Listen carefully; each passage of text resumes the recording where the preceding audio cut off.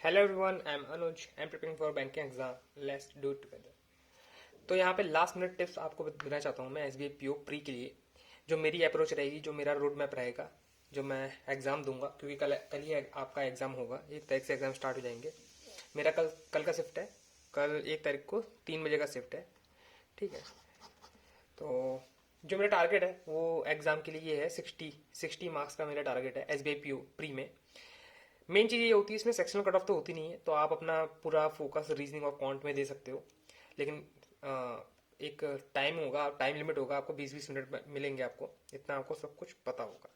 ठीक है। रीजनिंग से स्टार्ट करते हैं। देखो, कुछ चीज़ें हैं जिनका अभी आपने देखा होगा, आईपीएस पीओ का एग्जाम हुआ है, उसमें 54 अप्रॉक्स कट ऑफ गई है। हमेशा 50 आती है।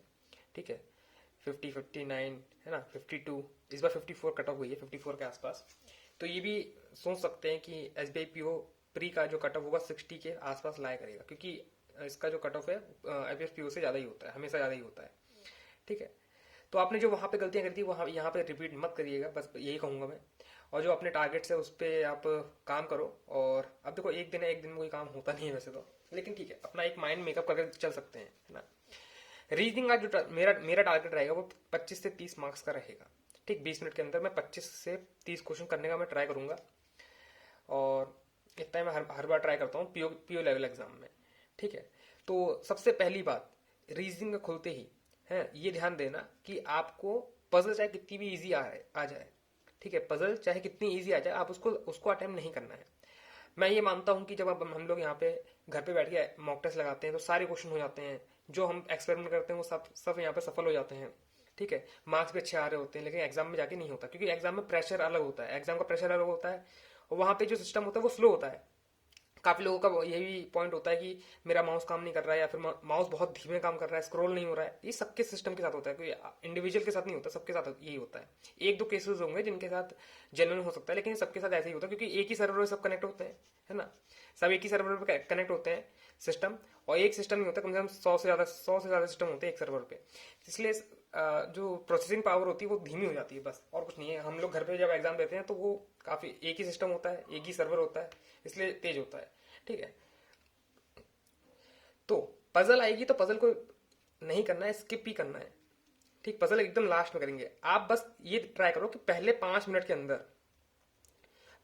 अंदर कैसे मैं 10 से 15 मार्क्स का गेन कर सकता हूँ। अगर ये आपने टारगेट लेके चला, रीजनिंग में बता रहा हूँ मैं, ठीक है, जो कि डुएबल होता है कई बार, 10 मार्क्स तो डुएबल होता है 5 मिनट के अंदर। तो आपका ये समझ लो कि आपका अटेम्प्ट 25 के आसपास लाई करेंगे। ठीक है, अगर आपने इतना अपना माइंड मेकअप कर लिया। 10 से 15 मार्क्स लाना बहुत ईजी होता है। स्लॉक्स आते हैं, 3 स्लॉक्स आ सकते हैं, 5 मार्क्स तो नहीं आएंगे, प्री नहीं है ये। स्लॉक आएंगे, इनक्वालिटी आएगी, इन पे फोकस करो। और अल्फा न्यूमेरिक सीरीज होती है, अल्फा न्यूमेरिक सीरीज जिसमें लंबे लंबे वर्ड्स लिखे रहते हैं, उसमें सब लिखा होता है, मार्क्स बने होते हैं, A B Q 4 5, है ना। ये होता है, इन इसको अटेम्प्ट करने का ट्राई करो। पांच पांच क्वेश्चन, चाइनीज कोडिंग आ सकता है, चाइनीज कोडिंग करने का ट्राई करो। तो ये मिसलेनियस पार्ट है, सारा जितना बता रहा हूँ सब मिसलेनियस पार्ट है। मे बी क्वालिटी वाला फिर स्टेटमेंट वाला क्वेश्चन आ सकता है, जिसमें 1 और 2 रिक्वायर्ड होता है ना, वो आ सकता है मे बी। ठीक है, तो इन क्वेश्चन को आप पहले टारगेट करो 5 मिनट के अंदर, पहले 5 मिनट के अंदर जितना भी आ रहा है पजल को सब स्क्रिप्ट करते जाओ। देख लो एक नजर कि हाँ भाई 10 बोल रखा है, 8 बोल रखा है, हाँ इस बात पे भी ध्यान देना कि 10 बोल रहा है, 8 बोला है। और फिर आगे की जो लाइन लिखी है वो 11 फ्लोर तो नहीं लिखा है, 12 फ्लोर तो नहीं लिखा है कि 8 लोग बैठे हैं, लेकिन उसमें 10 सीटें हैं। ये चीज भी ध्यान देना। ये जरा सिली मिस्टेक होती है जिससे आपका पजल नहीं बनता है। मेरे साथ हो चुका है, इसलिए मैं आपको अपना एक्सपीरियंस बता रहा हूँ। ठीक है, तो आपको पहले 5 मिनट में इन सारे क्वेश्चन पे अटेम्प्ट करना है। 10 से 15 मिनट में आपको लग रहा होगा मैं ज्यादा बोल रहा हूँ, लेकिन मैं ज्यादा इसीलिए बोल रहा हूँ ताकि आप अटेम्प्ट करो, है ना। अटेम्प्ट करोगे तभी तो आपके मार्क्स आएंगे। 15 मार्क्स का टारगेट लेके चलोगे तभी तो जाके जाके 10 आ पाएंगे। 5 मिनट का अगर आपने 10 से 15 मार्क्स बना लिया यहां से, ठीक है, तो आपके पास बस बचता है कितना, 15, बस 15 और 10, 15 और 5, 20 मार्क्स का बचता है। 20 मार्क्स का 15 मिनट में आप बना लोगे हर हालत में, आराम से बन जाएंगे। 35 भी अचीवेबल है इसमें। ठीक है। उसके बाद पजल आती है। पजल देखो, ईगो पे नहीं लेना है। कोई भी पजल आ जाए ईगो पे नहीं लेना है। हाँ मैं मानता हूँ मॉक टेस्ट में बन जाती है हमसे पजल, लेकिन कभी बार नहीं बनती है। अभी जस्ट मैं एक मॉक दे के उठाऊं, उसमें अभी मैं आपको दिखाऊंगा। ठीक है, उसमें मेरी एक पजल नहीं बनी थी, मैंने उसमें टाइम वेस्ट करा है ना। वो टाइम में कहीं और भी दे सकता था, इन्वेस्ट कर सकता था, जिससे मेरे 2-3 मार्क्स और एक्स्ट्रा हो जाते, लेकिन तो नहीं हो पाए। मेरे सिर्फ 28 मार्क्स ही आए हैं। अभी मैं दिखाऊंगा आपको पूरा अपना मॉक टेस्ट जो मेरे स्कोर आ रहा है वो दिखाऊंगा। ठीक है, तो रीजनिंग का तो ये रोड मैप है। पहले आपको 5 मिनट में 10 से 15 मार्क्स का गेन करने का ट्राई करना है। 5 से 7 मिनट भी हो सकता है, वो कोई बड़ी बात नहीं है, लेकिन ये चीज अपना माइंड मेकअप करके चलोगे तो ही आपके एग्जाम में मार्क्स आ पाएंगे। उसके बाद पजल पे जाना है, पजल पे जो आपको इजी लगता है वो उस पे जाना, सर्कुलर इजी लगता है तो सर्कुलर पे जाना, फ्लैट फ्लोर इजी लगता है फ्लैट फ्लोर पे जाना। ऑब्जेक्ट्स वाली अनसर्टेन वाली जो पजल्स होती हैं उनमें मैं ये कहूंगा लास्ट में जाना, क्योंकि इसमें पॉसिबिलिटी बहुत सारी बनती है। बन तो जाती है अनसर्टेनिटी वाली पजल, लेकिन इसमें पॉसिबिलिटी बहुत सारी बनती है, इनमें पॉसिबिलिटी कम बनती है। ठीक है, तो रीजनिंग का तो ये हो गया। अब आते हैं मैथ में। देखो यार, मैथ तो मैं चाहे कितना अटेम्प्ट कर लूं, जो एसबीआई और आईबीपीएस, इनकी जो मैथ होती है इनका लेवल बहुत ही ऊपर होता है। ठीक है, मेरे लेवल से तो बहुत ही ऊपर होता है, जिसमें आप क्लर्क में 28 से 30 मार्क्स कर सकते हो, तो यहाँ पे -10 हो जाता है। ठीक है, आप सिर्फ 20 मार्क्स का कर पाओगे, 18 मार्क्स का कर पाओगे, तो वही लेवल होता है, क्योंकि मेरा मैथ ज़्यादा स्ट्रांग नहीं है कंपेयर टू रीजनिंग। ठीक है, तो मैं 18 से 22 मार्क्स का ही टारगेट लेके चलता हूँ। मैंने लास्ट टाइम, मुझे याद है, मैंने एसबीआई पीओ में सिर्फ 15 मार्क्स का मैंने अटेम्प्ट करा था मैथ को, है ना, 15 या 17 मार्क्स का अटेम्प्ट करा था। ठीक है, रिव्यू देख लेना, उसमें मैंने बता रखा है। तो वही बता रहा हूँ कि ज़्यादा अटेम्प्ट नहीं हो पाते हैं मैथ में, लेकिन फिर भी ट्राई करना, 18 से 22 मार्क्स तक का ट्राई करना। होगा ये कि इसमें आपको टाइम का कोई इतना बाउंडेशन नहीं होगा, क्योंकि आपका टाइम होगा लेकिन आपसे सॉल्व नहीं हो पा रहे होंगे, क्वेश्चन सॉल्व नहीं हो पाएंगे, ऐसा होगा। ठीक है, लेकिन यही मैं वापस से वही चीज बोलूंगा, पहले से आप 10 मिनट में, पहले 10 मिनट में ये ट्राई करना, किसी तरह आपको 10 से 15 मार्क्स का मिल जाए, है ना, लीड मिल जाए। कैसे मिल सकती है लीड? वही चीज वापस से इनक्वालिटी, इसमें भी inequality, quadratic question, sorry quadratic question इसमें आएंगी। ठीक है, नंबर सीरीज आएंगी, missing number series, wrong number series, try करना, डिफरेंस से ट्राई करना, डबल डिफरेंस से ट्राई करना। जितना जल्दी डिफरेंस लोगे ना उतने जल्दी बनने लगेंगे, क्वेश्चन बनने लगेंगे। ध्यान देना कि 149 लिखा है और 168 लिखा है, सॉरी 143 लिखा है, 168 लिखा है और 193 लिखा है, तो ये क्या जा रहा है? ये इसमें डिफरेंस जा रहा है कि आपको दिख रहा है साफ साफ कि ये 12 का स्क्वायर है -1 है, ये 13 का स्क्वायर है -1 है, ये 14 का स्क्वायर -1, ऐसे चीजें आएंगी जहां पे डिफरेंस काम नहीं आएगा। ठीक है, क्योंकि इसमें फिर आगे चीजें बढ़ जाती हैं, 224 हो जाएगा। ठीक है, इसमें देख लेना, मतलब ऐसे नंबर्स को फैमिलियर हो जाना कि जो स्क्वायर के आसपास होते हैं, जैसे 35 हो गया, ठीक है, 63 हो गया, ये सब स्क्वायर के आसपास है, ये 6 का है, ये 4 का है। इन सब चीजों की जितनी प्रैक्टिस होगी आपकी ना, उतना आपको इसे फाइंड आउट करने में टाइम नहीं लगेगा। फाइंड आउट करने में टाइम लगेगा, इसलिए आपका जो पेपर है वो लेंदी होता चला जाएगा, आपका टाइम वेस्ट होता चला जाएगा। ठीक है, तो सीरीज में ये चीज ध्यान रखनी है आपको। ठीक है, क्योंकि वो ट्रिकी देगा, ऐसा नहीं है कि बिल्कुल आसान दे दे, वो ट्रिकी देगा, जरूर देगा। ठीक है, वही मैं बोल रहा हूँ, आपको 10 मिनट में आपको 10 से 15 मार्क्स का गेन करना है मैथ में, किसी तरह, वो भी इन्हीं क्वेश्चन से। क्वाड्रेटिक हो गया, नंबर सीरीज हो गया, और कौन से क्वेश्चन क्वालिटी वाले क्वेश्चन आते हैं, वो करना ईजी होता है कंपेयर टू अर्थमेटिक। ये वाले क्वेश्चन करना ईजी होता है, क्योंकि इसमें क्या होता है, बहुत छोटी सी लाइन में एक क्वेश्चन दे देगा, अर्थमेटिक का क्वेश्चन होगा, इसमें एक क्वालिटी दूसरी क्वालिटी पूछ लेगा। मे बी मिक्सचर का पूछ ले, मिल्क एंड वाटर, इसमें पूरा सॉल्व करा लेगा। इसमें पूछेगा मिल्क का 10%, वाटर का 20%, बताओ कौन सा बड़ा है। ठीक है, ये इजी होता है कंपेयर टू अर्थमेटिक। अर्थमेटिक भी आएगी, लेकिन उसमें क्या आएगा, ए ने इन्वेस्ट करा है x प्लस 1000, बी ने इन्वेस्ट करा है x -2000। ठीक है, उसके बाद उन लोगों ने अपना इन्वेस्टमेंट 8 महीने के बाद 1,000 इंक्रीज कर दिया। इसने 1,000 इंक्रीज कर दिया, इसने 2,000 इंक्रीज कर दिया। जो उनका रेशियो, फिर उसके बाद 1 साल के बाद उनका रेशियो कुछ ऐसा आ गया, फिर इन्वेस्टमेंट का रेशियो दे देगा, टोटल प्रॉफिट में से एक टोटल प्रॉफिट दे देगा। आपको एक्स फाइंड आउट करना है। इन क्वेश्चनों में करने में आपको टाइम लगेगा। अगर आपको बेसिक आता है तो आप बहुत आसानी से कर सकते हो, लेकिन मेरी तरह आपको अगर बेसिक नहीं आता है तो आप ऑप्शन के थ्रू जा सकते हो। ऑप्शन पुट करो, एक्स में चीजें सेटिस्फाई करने का ट्राई करो, यहाँ से यहीं पे चीजें कट जाएंगी, 2 यहीं पे हो जाएगा, जीरो जितने सारे जीरो काट दो, बस एक्स की चीजें पुट करो और इनके रेशियो में लाने का ट्राई करो। ठीक है, मतलब ऑप्शन के थ्रू भी जा सकते हो आप लोग। अर्थमेटिक हो गया और डीआई हो गया। डीआई काफी इजी आपको लग सकती है। देखो, डीआई इजी भी लग सकती है, टफ भी लग सकती है, डिपेंड ऑन द शिफ्ट, है ना। और डीआई, डायरेक्ट डीआई के क्वेश्चन तो आएंगे नहीं, जैसे कि आपको लाइन ग्राफ बना के दे देगा, बताओ इसमें क्वेश्चन क्या, ऐसा कुछ नहीं आएगा। ठीक है, अपने दिमाग से हटा ही देना।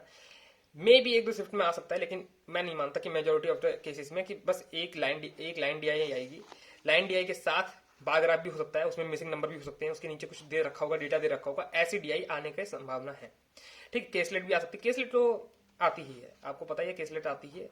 वेन डायग्राम होता है तो मैं नहीं बनाता हूँ, मैं केसलेट नहीं बनाता हूँ। अगर वेन डायग्राम होता है मैं केसलेट को सबसे लास्ट प्रायोरिटी ही देता हूँ, अर्थमेटिक और डीआई को मैं पहले देता हूँ, उसके बाद कैसे जाता हूँ, ठीक है।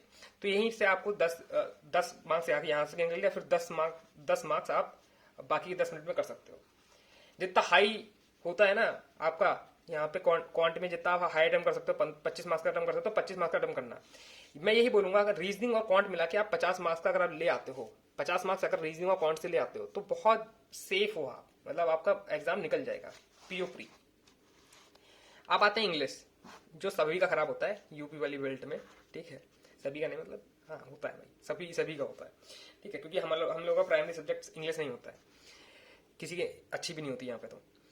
और तो इसमें कैसे करेंगे हम लोग, है ना। इंग्लिश में मैं 15 से 20 मार्क्स का ही टारगेट लेके चलता हूँ, तो वैसे 30 मार्क्स का होता है, लेकिन मैं 15 से 20 मार्क्स का इसलिए बोल रहा हूँ कि बस इतनी ही एक्यूरेसी होती है। जितने एक्यूरेट क्वेश्चन कर पाऊँ मैं उतने ही करता हूँ, एरर मैं बिल्कुल छोड़ देता हूँ, ठीक है। देखता हूँ कि हाँ भाई ये एरर है, दिख रहा है मुझे साफ साफ, ईडी वाला एरर दिख रहा है, ईडी मतलब लास्ट में जो ईडी लगा होता है ना पास्ट के लिए, ठीक है, ये एरर दिख रहा है। वॉज वर का, was is was were are का दिख रहा है एरर, है ना। दे देन और देन का एरर दिख रहा है, ठीक है। तो ये मैं मार्क कर देता हूँ अगर दिख जाता है तो। वैसे इतने आसान एरर आते नहीं है, लेकिन फिर भी क्लोज टेस्ट हो गया, मैं वो करता हूँ। क्लोज टेस्ट मतलब फिलअप्स, ठीक है। आरसी को मैं सबसे लास्ट में करता हूँ, इसमें भी वही मेरा रूटीन है। पहले मिसलेनियस पार्ट जितना भी है, क्लोज टेस्ट हो गया, ठीक है, और रीअरेंजमेंट हो गया, फ्रेज रीअरेंजमेंट हो गया, सेंटेंस इंप्रूवमेंट हो गया, वर्ड रिप्लेसमेंट हो गया, ठीक है, मैच मेकिंग वाला क्वेश्चन हो गया। इन सबको पहले अटेम्प्ट करना है। रीअरेंजमेंट भी वो 5 मार्क्स वाला नहीं, 5 मार्क्स की मतलब एक पूरा सेंटेंस होता है 5 मार्क्स का होता है, नहीं वो नहीं, एक क्वेश्चन में जो रीअरेंजमेंट वाले वो वाला। इसमें भी देखता हूँ, बन जाए तो अच्छी बात है, क्योंकि मैं इसमें ये ट्राई करता हूँ कि फर्स्ट मैं फाइंड आउट कर लूँ और लास्ट फाइंड आउट कर लूँ, क्योंकि बीच में गड़बड़ हो जाती है, लेकिन फर्स्ट और लास्ट में कभी गड़बड़ नहीं होती है, मोस्टली गड़बड़ नहीं होती है, ठीक है। इसमें भी आपको वही ट्राई करना, इसमें तो आपके पास टाइम ही टाइम होगा। बस यही है कि जो चीजें आपको आती हैं बस उतना ही अटेम्प्ट करना, ज्यादा अटेम्प्ट करने का ट्राई मत करना, क्योंकि एक्यूरेसी बिगड़ जाएगी। और मेन चीज, आपको पता भी नहीं चलेगा कि आपके मार्क्स कहाँ कटे हैं, क्योंकि देखो इसका जो कंबाइंड मार्क्स आता है, अलग से इंग्लिश के मार्क्स, अलग से मैथ के मार्क्स, अलग से रीजनिंग के मार्क्स आपको फाइंड आउट मतलब आपको नहीं दिखेंगे, वो तो आपको कंबाइंड मार्क्स दिखेगा। आप अपने आप से अंदाजा लगाते रहो। तो ये चीज है, जब एग्जाम देके आना तो ये इन सब चीजों पर फोकस करना कि भाई रीजनिंग में कितना करा है, क्वांट में कितना करा है, इंग्लिश में कितना करा है, विद एक्यूरेसी, है ना। तो यही सब है। मैंने अपनी तरफ से तो पूरी कोशिश करी कि आपको हर चीज बता दूं जो मैं करने वाला हूं कल एग्जाम में, ठीक है। बाकी लक भी है कि कैसा पेपर आता है ना। मुझे लगता है निकल जाएगा, क्योंकि एसबीआई मेरा लास्ट टाइम मैंने 2 बार दिया था, लास्ट दोनों बार निकला है, मेंस नहीं निकल पाया ऑब्वियसली, तभी तो मैं यहाँ बैठा हूँ, ठीक है। तो इस बार अच्छे से तैयारी करते हैं, कल का एग्जाम देके फिर हम लोग मेंस पे पूरा फोकस करेंगे। फिर मैं आपको जनरल अवेयरनेस के बारे में बताऊंगा कि मेंस का जो जनरल अवेयरनेस है आईबीपीएस पीओ के लिए मैं क्या कर रहा हूँ, ठीक है। अब आपको मैं रिजल्ट दिखाता हूँ, जो जस्ट अभी मैंने एग्जाम दिया उसका, उसमें आपको देखना है, ठीक है। तो ये वाला मॉक टेस्ट था, मॉक टेस्ट नंबर 20, जस्ट मैंने अभी दिया है, और आप देख सकते हो कैसी रैंक आई है, अच्छी रैंक आई है, इसको मैं अच्छी रैंक मानूंगा। और अटेम्प्ट भी मेरे बहुत अच्छे थे, और एक्यूरेसी के साथ विद एक्यूरेसी मेरे 60 मार्क्स आए। इस एक्यूरेसी को मैं अच्छा एक्यूरेसी बोलता हूँ, जो 90 प्लस रहती है। परसेंटाइल तो आपको अच्छी तरह दिख ही रहा होगा कि 99 परसेंटाइल है। अब देखते हैं कहाँ पे क्या गलती हुई मेरे से, और मतलब कैसे मैंने क्वेश्चन अटेम्प्ट करें, कितने अटेम्प्ट करें। इंग्लिश में आते हैं, इंग्लिश में मैंने 21 अटेम्प्ट करे हैं, देख सकते हो आप। मैंने 20 से मतलब पूरे 30 भी अटेम्प्ट नहीं करा है, 20 के आसपास अटेम्प्ट करा है, और उसमें से मेरे 16 मार्क्स आए हैं। कुछ मेरे 4 गलत गए हैं, साइंस में 4 गलत गए हैं। क्वांट में आप देख सकते हो सिर्फ 19 ही अटेम्प्ट करे हैं, और अटेम्प्ट मुझसे हो नहीं पाए। ऐसा नहीं है कि मैं अटेम्प्ट कर सकता था, नहीं, वो हो ही नहीं पाता मुझसे अटेम्प्ट, ठीक है। और उसमें मेरे 16 मार्क्स आए हैं, कुछ उसमें भी गलतियां चली गई हैं। रीजनिंग में भी बता रहा हूँ मैं आपको, मैंने 28 मैंने अटेम्प्ट करे हैं, 28 मार्क्स आए हैं। आप एक्यूरेसी देख सकते हो, रीजनिंग जो मेरा अच्छा है, ठीक है। अब आप चलते हैं सोल्यूशन पे, फिर देखते हैं। देख सकते हो आप इंग्लिश में कहाँ पे गलतियां हुई हैं। एक गलती मेरे से यहाँ से हुई है, फिल इन द ब्लैंक्स में कहीं पे, और एक गलती यहाँ, ये देखो ये कॉलम वाले में गलती हुई है, एक ये रीअरेंजमेंट में गलतियां हुई हैं, और ये रीअरेंजमेंट। ये गलतियां जो हैं ये सुधारी जा सकती हैं, मतलब ये गलतियां जो ऐसी हैं जिसमें आपका मतलब आप ही का जोर है इसमें, है ना। आपने ही कोई सिली मिस्टेक्स करी होगी तभी गलती हुई है। गलतियां जो जिसमें आपका मतलब कंट्रोल नहीं होता, वो होता है एक तो रीअरेंजमेंट, वो क्या कहते हैं, रीअरेंजमेंट कर रहा हूँ, सिनोनिम्स एंटोनिम्स, है ना, वो आपको पता ही नहीं होता, आप गैस वर्क कर सकते हो, है ना। ये गैस वर्क वाला सिस्टम नहीं है इसमें। आप मुझे लगता है कि इसमें मेरा मैं इंप्रूवमेंट कर सकता हूँ, लेकिन इसमें 4 ही गलतियां गई हैं, आप देख सकते हो। और यहाँ पे मेरा, हाँ, ये फिलअप है, पूरा सही है मेरा फिलअप, देख सकते हो। क्लोज टेस्ट है ये, इसमें सारे क्वेश्चन जितने भी थे मेरे सारे सही गए हैं, है ना।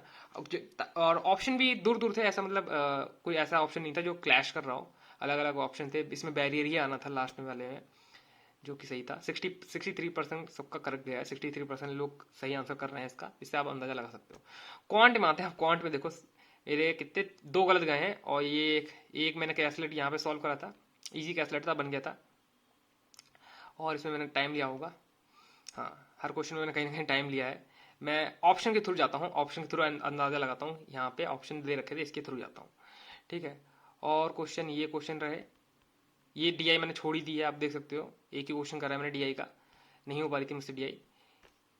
यहाँ पे भी कुछ क्वेश्चन छोड़े हैं मैंने, मतलब अटेम्प्ट करे हैं लेकिन मुझसे हो नहीं पाए हैं, ठीक है।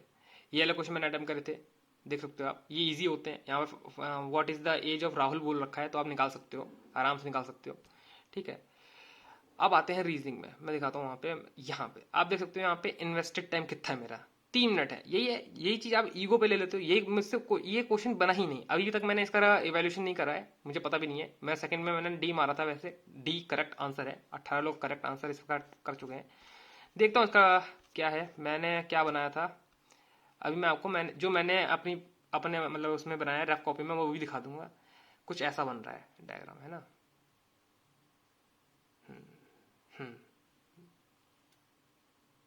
ना, ये पॉसिबिलिटी मैंने बनाई ही नहीं, जो इसमें ये पॉसिबिलिटी बनी हुई है, ये पॉसिबिलिटी मैंने बनाई ही नहीं है। तो डेट मीन्स कि हाँ, मैं गलत कर रहा था, मतलब इसका आंसर बन सकता था, मुझे ऐसा लग रहा था ऐसा कि क्वेश्चन गलत होगा। क्वेश्चन कभी गलत नहीं होता है, वो आपका डाउट मतलब दूर कर देता है। ये देखो, ये पॉसिबिलिटी मैंने बनाई नहीं थी, मैंने आई और जी को मैंने हर जगह रखा था, 8 पे रखा था, अभी दिखाऊंगा मैं आपको, लेकिन ये पॉसिबिलिटी नहीं बनाई थी। इसमें देखो आप, 3 मिनट मैंने यहाँ पे इन्वेस्ट करा है, फिर 2 मिनट मैंने यहाँ पे, पूरा 5 मिनट यहाँ पे मेरा चला गया है। उसके बाद मैंने बाकी क्वेश्चंस करे हैं, ये पजल भी करी थी, ये पजल भी हो गई थी, इजी थी। ये क्वेश्चन मैं कहता हूँ आपको कि इन क्वेश्चन को पहले आप टारगेट करा करो, ठीक है। ये चाइनीज कोडिंग वाले क्वेश्चन हो गए, इनक्वालिटी वाले क्वेश्चन हो गए, इन क्वेश्चन को आपको पहले टारगेट करना है। ये 10-10 सेकंड में सारे क्वेश्चन हो जाते हैं, कोई बड़ी बात नहीं, 10-10 सेकंड में सारे क्वेश्चन हो जाते हैं। ये पजल भी बन गई थी 2 मिनट में, ठीक है। और ये क्वेश्चन भी देखो, सब 10-10 सेकंड के एक एक आंसर जो होते हैं 10-10 सेकंड के होते हैं। ये पजल भी बहुत इजीली बन गई थी मेरी, 2 मिनट में बन गई थी। 2 मिनट में सही मानता हूँ, पीओ में 2 मिनट आप इन्वेस्ट कर रहे हो तो ठीक है, 2 मिनट में आपकी पजल बन जा रही है तो बहुत अच्छी बात है, ठीक है। तो वही मैं बता रहा था कि आपको ईगो पे नहीं लेना है, यही चीज मैंने ईगो पे ले ली थी, तो इसमें मैंने काफी टाइम इन्वेस्ट कर दिया था वैसे, लेकिन मैंने इस वाले क्वेश्चन को सबसे लास्ट में करा था। यही मेरी एक अच्छी बात थी कि मैंने जो चॉइस ऑफ क्वेश्चन है वो मेरे ठीक थे, इसलिए इसमें ज्यादा मैंने टाइम इन्वेस्ट, मतलब इसमें वेस्ट नहीं हुआ मेरा टाइम। जो मेरा बचा था क्वेश्चन, यही था मेरे कि ये 2 क्वेश्चन हो सकते थे, है ना। 21 और 22 वाले क्वेश्चन जो थे वो मैं कर सकता था, इसमें मैंने 1 मिनट भी टाइम नहीं दिया है, ठीक है। तो यही आपको रखना है, अपना काम डाउन रखना है वहां पे अपना माइंड, और अच्छे से क्वेश्चन को रीड करना है, और उसके बाद क्वेश्चन का अटेम्प्ट करना है, ठीक है। ये मेरे स्मार्ट क्रिएट के मैं जितने क्वेश्चन जितने सारे मतलब टेस्ट थे मैंने सब अटेम्प्ट कर दिए हैं, 1-2 बचे हैं वो मैं आज अटेम्प्ट कर दूंगा। मार्क्स देख सकते हो, 54, 45, 57, 55, ये वो मार्क्स हैं। किसी किसी में मैंने इंग्लिश अटेम्प्ट भी नहीं करा है, वो मार्क्स आ रखे हैं यहाँ पे, ठीक है। मैं दिखा देता हूँ एक आध में जो मुझे याद है।